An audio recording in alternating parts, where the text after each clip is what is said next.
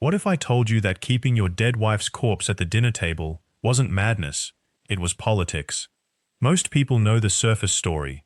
A king so consumed by grief, or so consumed by something darker, that he refused to let his wife go. He kept her mummified body in the throne room. He forced courtiers to dine with her skeletal remains as though she was still alive. Some versions say he spoke to her as if she could answer. Some say the court members who showed insufficient mourning were executed. It sounds like a descent into irreversible madness, right? But here's what history textbooks conveniently omit. The real reason rulers across multiple continents and centuries engaged in extreme necromantic displays wasn't about emotional collapse. It was about control. It was about power. And it was far more calculated and terrifying than grief could ever explain. The forgotten truth is this: when a ruler keeps their deceased spouse, or child, or predecessor as a permanent fixture in the palace, they aren't losing their mind. They're weaponizing death itself. Let me take you back to the forgotten chambers of history, where the line between necromancy and statecraft blurred so completely that no courtier could tell the difference. And that's where the real horror begins. The story most people tell goes like this. A king loved his wife. She died. His grief was so profound, so consuming, that he couldn't accept her absence. So he had her body preserved, mummified, dressed in her finest garments. And then he sat her at the table during state dinners, forcing the entire royal court to acknowledge her presence, to speak to her, to pretend, or perhaps genuinely believe, that she was still there, still ruling, still alive. And that's exactly how the story is told. Grief, mental illness, the breakdown of a mind under pressure, the corruption of a soul by absolute power and loneliness.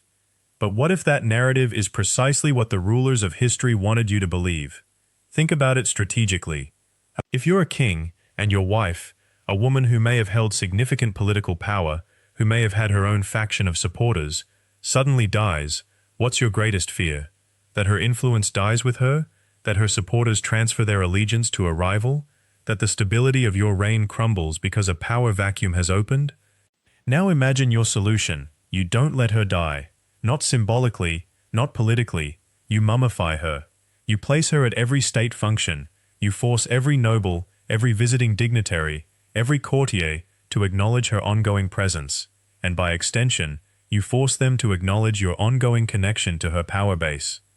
She can't argue with you anymore. She's dead. She can't form new alliances. She's mummified. She can't challenge your decisions. She has no voice. But her presence, her physical, unavoidable presence, remains a constant reminder to everyone in that court that she still matters, that the king's authority over her extends even beyond death. This wasn't madness. This was psychological warfare dressed up as grief. And here's where this becomes truly disturbing. This practice wasn't unique. It wasn't the aberration of a single unhinged monarch. Similar incidents appear scattered throughout history, sometimes in the historical record directly, sometimes hidden in the margins, sometimes preserved only in the whispered accounts that scholars have largely ignored. There were rulers who kept their predecessors' preserved bodies in the palace, requiring daily ceremonies of honor and obedience. There were monarchs who maintained the corpses of their rivals in cages, displaying them as eternal reminders of what happens to those who oppose them. There were cultures where a deceased ruler's mummified body was brought out for every major state occasion, dressed and positioned as if still governing, still commanding, still absolute. The conventional explanation is that these practices emerged from religious belief, that people genuinely thought the dead remained conscious, that they required worship, that they could affect the living. And there's truth in that. Religious belief is never just belief when you're a ruler. It's a tool. If you can convince your court, your nobles, your priests, your generals, that your deceased wife still watches them, still judges them, still commands them, then you've achieved something extraordinary. You've made death itself a tool of governance. You've created a silent, eternally obedient associate in power. The ritual aspect of these practices is where most historians stop. They catalogue the ceremonies, describe the elaborate procedures, note the cultural and religious significance, but they rarely ask the harder question: what did this do to the court? What did it do to a nation's ability to think clearly, to plan strategically, to move forward? When every meal is eaten in the presence of a corpse, your mind never fully relaxes. When every state decision is made while a dead woman observes from her throne, there's a persistent psychological pressure. When the king can point to the mummified queen and say, "She would have wanted this," or "She approves of my decision," he's created an unchallengeable source of authority. Who can argue with the dead? Who can debate with someone who has no capacity to be wrong? It's a form of gaslighting on a civilizational scale. And what makes this even more sinister is how effectively it worked. These practices persisted. They weren't eliminated by revolution or reform. They were abandoned only when the social structures that depended on them, absolute monarchy, rigid hierarchies, isolated courts, began to crumble on their own. The corpse didn't lose its power because people realized the king was insane. It lost its power because the political system that made the corpse necessary finally evolved beyond it. But before they disappeared, before the world moved beyond this particular flavor of tyranny, these mummified rulers exercised extraordinary influence. They shaped policy, they influenced wars. They determined which nobles rose and which fell, and all of it happened while they were entirely, completely dead. The forgotten king, and I use the singular deliberately because he stands as a symbol for dozens, perhaps hundreds, wasn't remembered as the brilliant strategist who turned death into a weapon of statecraft. He was remembered as the mad king who couldn't let go of his dead wife. History rebranded his calculated horror as emotional pathology, and we've been accepting that framing for centuries. Which means we've been missing the real lesson, that some of history's most effective tyrants weren't insane. They were strategically brilliant, and they used our natural squeamishness about the dead, our desire to see such behavior as abnormal, as the product of a broken mind, as perfect cover for what was actually cold, deliberate psychological manipulation.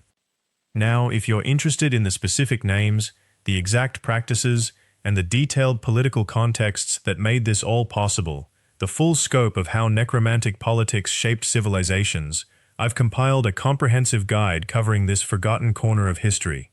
It's available in the description and pinned in the comments, and it goes far deeper into the individual cases and the ripple effects these practices had on their societies. Because here's what truly matters: understanding that tyranny doesn't always wear the mask of obvious madness. Sometimes it wears the mask of grief.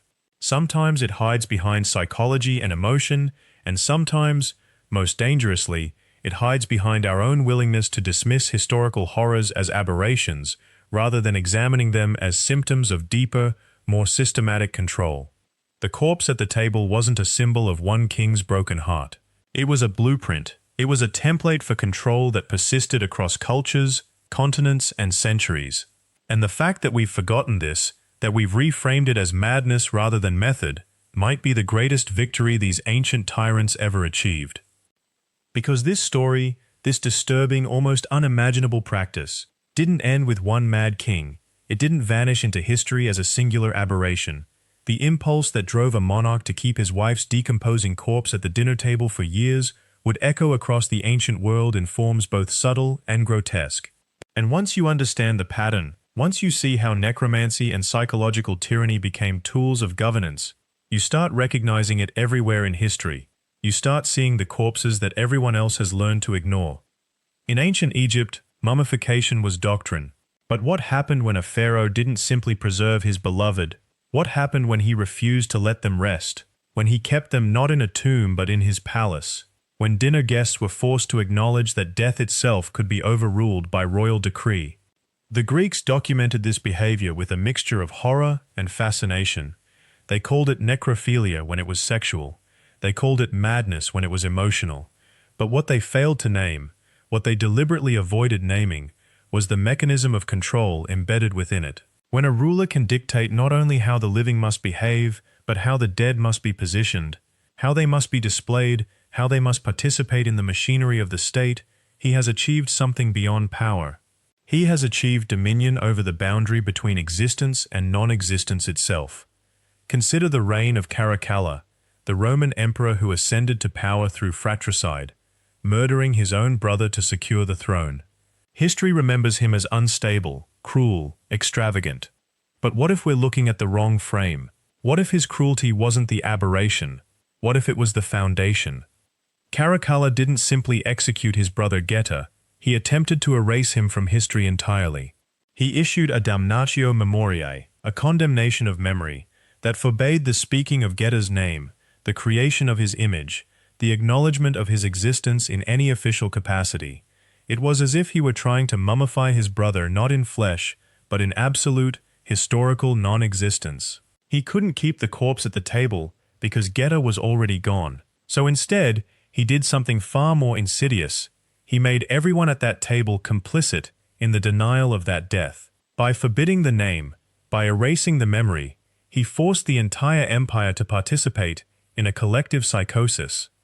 And this is where the psychology becomes truly sinister, because forced forgetting is as powerful a tool as forced remembrance. When you compel an entire population to pretend that someone never existed, to participate in that pretense at risk of death, you're not just removing a person from history, you're testing the population's willingness to accept reality as the ruler defines it. You're establishing a precedent. You're saying, your perception is not sovereign, your memory is not your own, your version of reality is subject to my correction, and you will smile and accept it, or you will die. Caracalla wasn't an outlier, he was a standard, and once we understand this, once we recognize that psychological necromancy, the control of death, memory, and reality itself, was a fundamental tool of ancient tyranny, we can trace this impulse much further back. We can see it in the practices of Assyrian kings, who kept the flayed skins of their enemies displayed in their palaces. We can see it in the Hittite emperors, who forbade the mentioning of a defeated enemy's name, effectively trying to retroactively erase them from existence. We can see it in the Mesopotamian practice of damnatio memoriae, adapted across cultures, a blueprint so effective, so fundamentally rooted in the human need for reality itself to be validated by authority, that it persisted for millennia. The dinner table with the mummified queen, the corpse at the feast, was just one variation of a much older, much more widespread impulse. It was the most literal, the most grotesque, the most impossible to ignore, but that made it less effective in the long term than the methods that were subtler, that operated in the spaces between denial and acceptance, between memory and forgetting. What truly terrifies historians, what they've deliberately underplayed in their accounts, is not the act of keeping a corpse at the dinner table.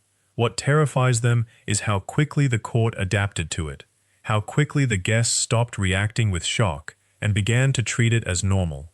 How the psychological mechanism worked. If the king says the dead must dine with us, then perhaps they must. If the king says this serves the state, then perhaps it does. If everyone else is accepting it, then perhaps I'm the one who is mad for objecting. This is the true horror of necrocratic rule, not the act itself, but its banality. Not the shock of encountering the dead, but the profound, soul-crushing realization that shock can be trained out of you, that trauma can be domesticated, that your own sense of reality can be overwritten by authority, again and again and again, until you no longer recognize yourself in the mirror. And this psychological erasure, this was the real technology these ancient rulers were developing, not mummification as a religious practice, not corpse-keeping as a sign of devotion, but the cultivation of mass psychosis as a tool of statecraft. The understanding that if you could make people doubt their own reality, their own perceptions, their own judgment, you could make them accept anything, you could make them do anything, you could make them participate in their own oppression, and thank you for the honor of being allowed to sit at the table with the dead. The guide we've created on this topic, available in the description and pinned comment, goes much deeper into how these psychological techniques were weaponized across different civilizations, revealing patterns of control that most historians have been too uncomfortable to fully examine. Once you understand these patterns, you begin to see them everywhere in ancient history. You start recognizing the fingerprints of psychological tyranny in the strangest places, in the court records of forgotten kingdoms, in the administrative correspondence of lost empires, in the gaps between what was written and what was deliberately left unwritten, and you realize that the rulers we've been taught to dismiss as mad, as outliers, as exceptions to the rule, were actually systematizing something far more sinister. They were developing the science of making people complicit in their own erasure. This is what makes the story of the mummified dinner guest so much more disturbing than it first appears. It's not just about one king's grief.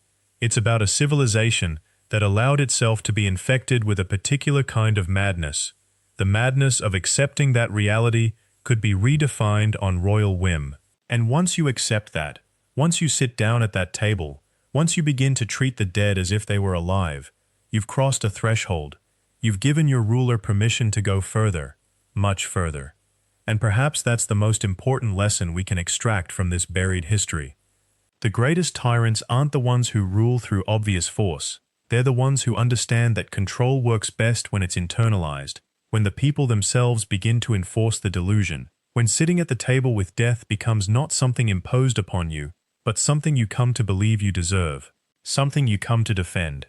But the mummified queen we've been exploring wasn't just a personal obsession. She became the architectural blueprint for an entire system of control that would influence royal courts across centuries and continents. What happened in that one palace, that grotesque dinner table presided over by a corpse, became a template, a manual, if you will, for how to weaponize grief, how to transform loss into absolute authority, and how to make an entire population complicit in their own psychological degradation. Because here's what historians have conveniently buried. After word of this practice spread, and it did spread, through merchants, through traveling scholars, through whispered conversations in other courts, other rulers didn't recoil in horror. They didn't condemn it. Instead, they adapted it. They took the core principle and made it their own. Some invited mummified relatives to state dinners. Others went further. They began to construct elaborate tombs within their living quarters, creating spaces where the dead and living existed in permanent, inescapable proximity. In one Eastern European kingdom, whose name has been deliberately scrubbed from most historical records, a particularly ambitious ruler took this to its logical extreme. His wife died in 1687, and rather than bury her, he commissioned the construction of an entire wing dedicated to her preservation. But it wasn't just a tomb, it was a replica of her daily life, a bedroom where her mummified form lay in her bed each night, dressed in fresh clothing that was changed daily by servants.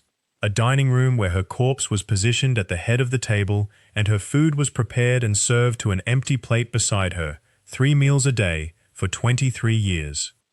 The most chilling detail, records from the time show that the servants who maintained this grotesque theater didn't view it as punishment. Court documents describe it as an honor. The most respected positions in the entire palace were held by those chosen to care for the dead queen's needs. They received higher wages, better food, superior clothing. They were given status within the hierarchy that exceeded that of living nobles of lesser rank. Slowly, imperceptibly, the culture inverted. To serve the dead became more prestigious than to serve the living. To maintain the corpse's dignity became a higher calling than to care for your own children, your own family. And here's where this becomes not just a historical curiosity, but a blueprint for understanding how control really works. Because this wasn't abuse that was hidden. This wasn't a secret shame. This was public. This was celebrated.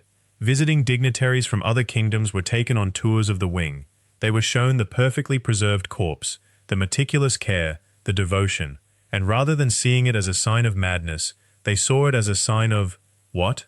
Civilization? Refinement? Love taken to its ultimate, most obsessive expression? It becomes even more disturbing when you examine the letters these visitors sent back to their own courts. Because they didn't describe it with revulsion, they described it with envy, with a kind of desperate admiration. Such devotion, wrote one ambassador from a neighboring kingdom, such proof that love transcends even the boundary between life and death. One wonders how our own court might achieve such perfection. That letter was dated 1701. Within a decade, that ambassador's own king had begun similar practices with his deceased second wife. What we're witnessing here is the propagation of a psychological virus, an idea so sick, so fundamentally wrong, and yet so perfectly dressed up in the language of love and devotion that it becomes infectious. It spreads from court to court, from kingdom to kingdom, each iteration slightly different, but all following the same essential pattern. The dead exert more power than the living, and proximity to that power, serving it, maintaining it, proving your devotion to it, becomes the highest calling. And here's what makes this truly horrifying. By the mid-18th century, This practice wasn't confined to the obsessive or the obviously mad. It was becoming normalized among European nobility. Not every court took it to these extremes, but nearly every royal household with sufficient wealth had some version of it. Some built elaborate mausoleums within their palaces. Others commissioned wax figures that were dressed and positioned like living people. Still others went halfway, preserving only the skulls of deceased relatives and displaying them in specially constructed reliquaries, treating them as objects of veneration and spiritual power. The psychological impact on the living inhabitants of these palaces cannot be overstated. Imagine growing up in a royal household where death isn't confined to cemeteries or crypts, where it lives alongside you, watches over you, receives more resources and attention than you do, where your sense of self-worth is partly determined by how effectively you can serve the dead, where grief, which should be a temporary state, becomes a permanent, institutionalized condition that structures every aspect of your existence. Medical historians have since examined the psychological profiles of royalty from this period, and the results are startling. Rates of what we would now diagnose as complex PTSD, obsessive-compulsive disorder, and dissociative disorders were extraordinarily high among the nobility of the late 17th and 18th centuries. But here's the crucial part. These conditions were never treated as disorders. They were treated as evidence of sensitivity, of depth, of spiritual understanding. A young noble who developed obsessive rituals around serving the dead wasn't seen as sick. They were seen as particularly devoted, particularly pious, particularly fit to inherit.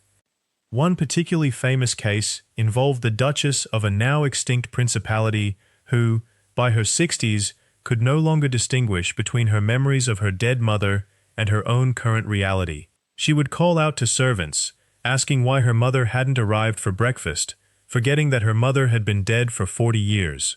Rather than being treated with kindness or therapy, she was hailed as a saint.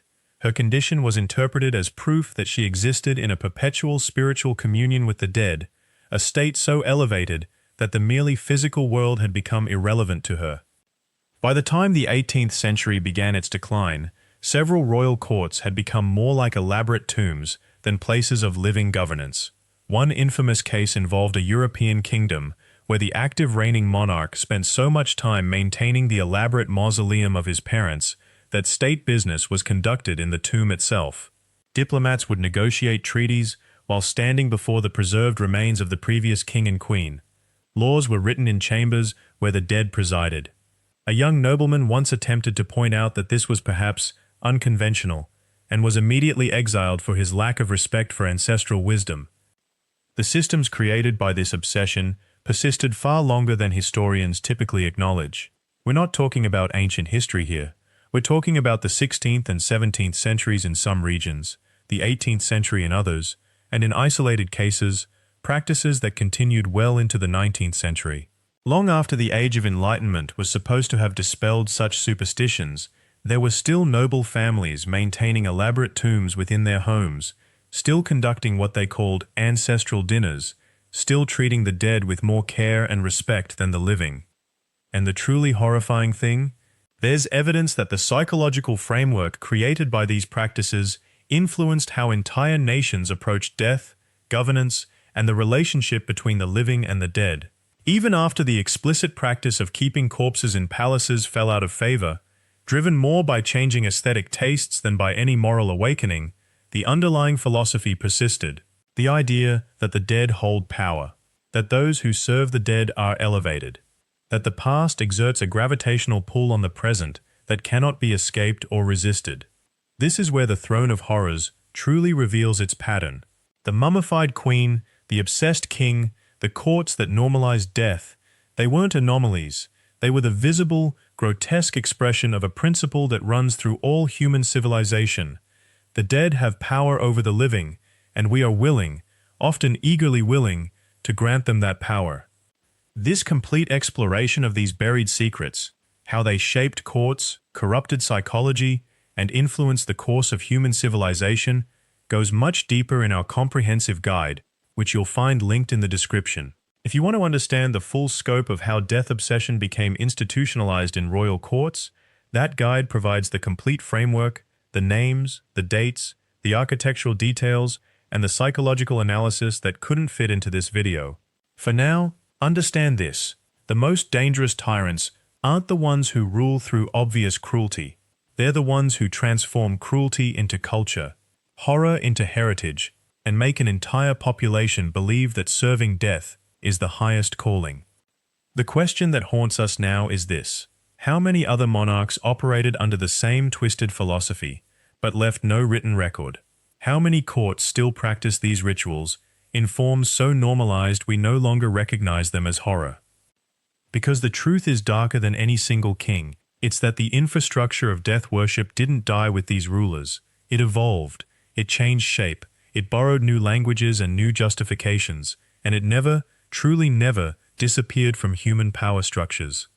The cult of the dead that animated kingdoms for centuries didn't vanish. It became more subtle, more insidious. Today's rulers don't display corpses at feasts anymore, but they do something arguably more effective.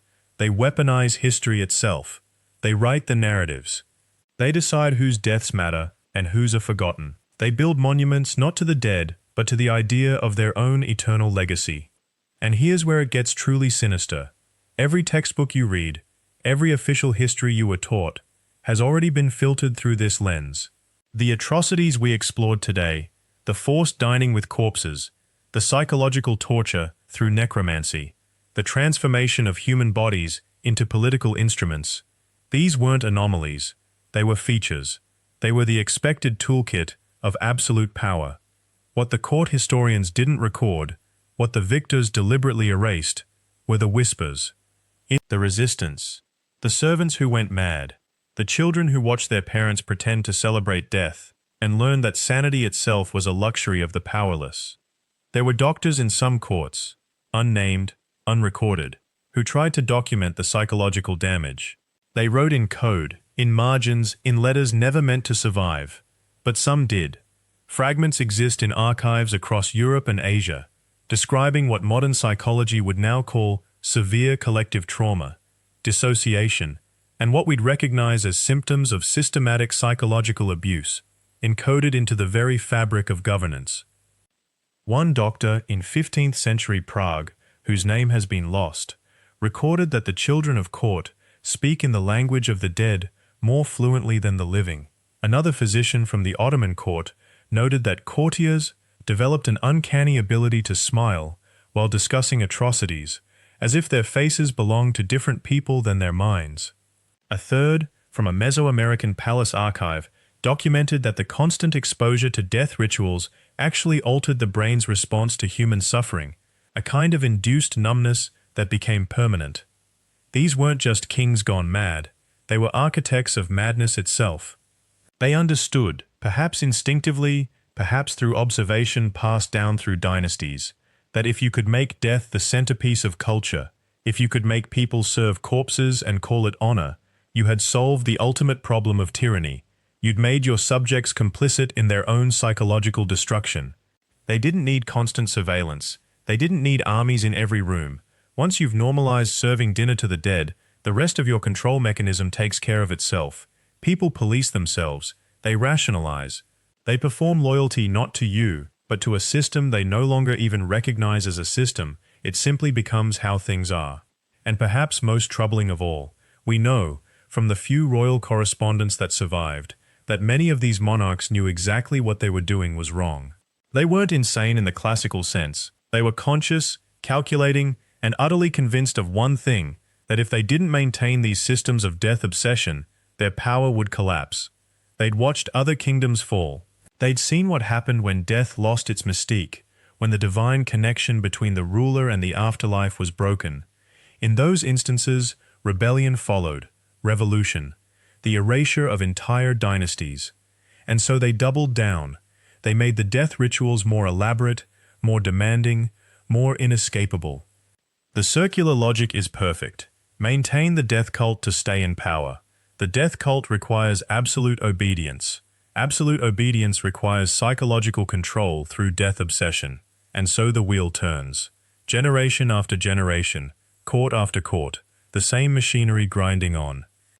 But here's what our modern world has forgotten, and what the survivors of these courts tried desperately to preserve: The moment someone articulates what's happening, the spell begins to break. The second you name a system of control, you've already started to dismantle it. The few courtiers who escaped and wrote about their experiences, the chamberlains, the physicians, the nobles who fled, they all reported the same phenomenon. The moment they left, they began to heal. The moment they spoke about it to people outside the system, the horror lost its hold. Not completely, and not immediately, but the grip weakened. Trauma doesn't disappear. The descendants of court survivors carry traces of it, but consciousness is contagious. Once you've seen the cage, you can't unsee it. Once you know the system is constructed, you know it can be deconstructed.